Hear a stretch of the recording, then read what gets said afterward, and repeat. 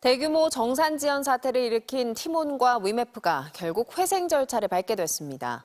그런데 금융당국의 지도 기준에 미달하는 이커머스 업체가 23곳이 더 있는 것으로 파악됐습니다. 정혜인 기자입니다. 티몬과 위메프의 회생 절차 개시가 결정됐습니다. 법원이 12월 말쯤 회생 계획서를 받아 검토한 뒤 회생을 인가할지 최종 결정하기로 했습니다.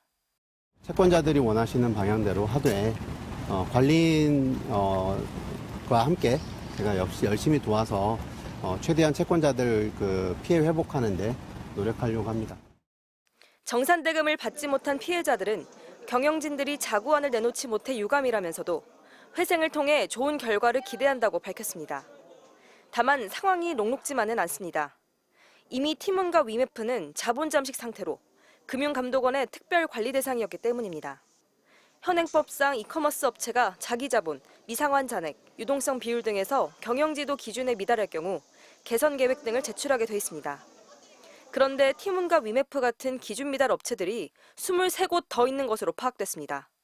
이 가운데 11곳은 티몬 위메프처럼 자본 잠식 상태였고 현금 동원력을 나타내는 유동성 비율이 기준치에 못 미친 업체도 10곳에 달했습니다.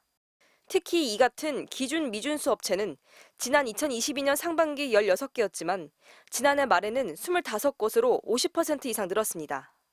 대기업 계열사인 롯데쇼핑과 한국철도공사는 유동성 비율이 기준에 다소 못 미쳤고 세계적 숙박 여행 업체인 아고다의 자회사는 안전자산 비율에서 기준치를 충족하지 못했습니다.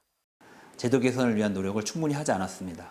적어도 국회에 제도 개선을 위한 보고를 했어야 했습니다.